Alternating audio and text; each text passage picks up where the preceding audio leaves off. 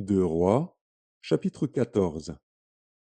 La seconde année de Joas, fils de Joachaz, roi d'Israël, Amadzia, fils de Joas, roi de Juda, régna. Il avait 25 ans lorsqu'il devint roi, et il régna 29 ans à Jérusalem. Sa mère s'appelait Johadan de Jérusalem. Il fit ce qui est droit aux yeux de l'Éternel, non pas toutefois comme David, son père. Il agit entièrement comme avait agi Joas, son père. Seulement, les hauts lieux ne disparurent point. Le peuple offrait encore des sacrifices et des parfums sur les hauts lieux. Lorsque la royauté fut affermie entre ses mains, il frappa ses serviteurs qui avaient tué le roi, son père.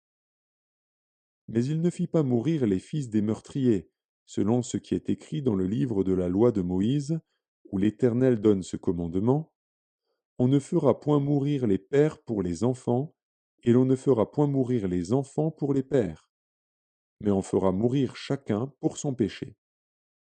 Il bâtit 10 000 Édomites dans la vallée du sel, et durant la guerre, il prit Séla et l'appela Joktil, nom qu'elle a conservé jusqu'à ce jour.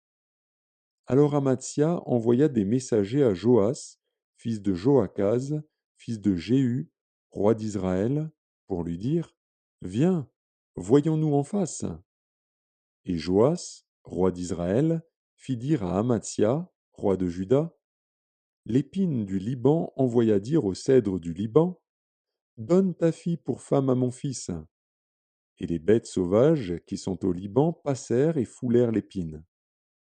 Tu as battu les Édomites, et ton cœur s'élève. Jouis de ta gloire, et reste chez toi.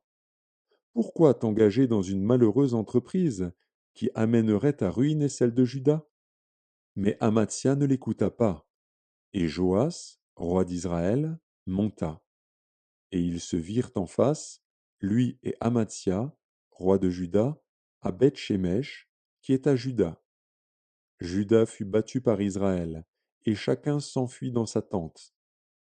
Joas, roi d'Israël, prit à Beth-Shemesh Amatsia, roi de Juda, fils de Joas, fils d'Akazia. Il vint à Jérusalem et fit une brèche de 400 coudées dans la muraille de Jérusalem, depuis la porte d'Éphraïm jusqu'à la porte de l'angle. Il prit tout l'or et l'argent et tous les vases qui se trouvaient dans la maison de l'Éternel et dans les trésors de la maison du roi. Il prit aussi des otages, et il retourna à Samarie. Le reste des actions de Joas, ce qu'il a fait, ses exploits, et la guerre qu'il eut avec Amatsia, roi de Juda, cela n'est-il pas écrit dans le livre des chroniques des rois d'Israël? Joas se coucha avec ses pères, et il fut enterré à Samarie avec les rois d'Israël. Et Jéroboam, son fils, régna à sa place. Amadzia, fils de Joas, roi de Juda, vécut 15 ans après la mort de Joas, fils de Joachaz, roi d'Israël. Le reste des actions d'Amadzia, cela n'est-il pas écrit dans le livre des chroniques des rois de Juda? On forma contre lui une conspiration à Jérusalem, et il s'enfuit à Lachis. Mais on le poursuivit à Lachis, où on le fit mourir. On le transporta sur des chevaux, et il fut enterré à Jérusalem avec ses pères, dans la ville de David. Et tout le peuple de Juda prit Azaria, âgé de 16 ans, et l'établit roi à la place de son père Amadzia. Azaria rebâtit Élat et la fit rentrer sous la puissance de Juda après que le roi fut couché avec ses pères. La 15e année d'Amadzia, fils de Joas, roi de Juda, Jéroboam, fils de Joas, roi d'Israël, régna à Samarie. Il régna 41 ans. Il fit ce qui est mal aux yeux de l'Éternel. Il ne se détourna d'aucun des péchés de Jéroboam, fils de Nebat, qui avait fait pécher Israël. Il rétablit les limites d'Israël depuis l'entrée de Hamath jusqu'à la mer de la plaine, selon la parole que l'Éternel, le Dieu d'Israël, avait prononcée par son serviteur Jonas, le prophète, fils d'Amittaï, de Gath-Hépher.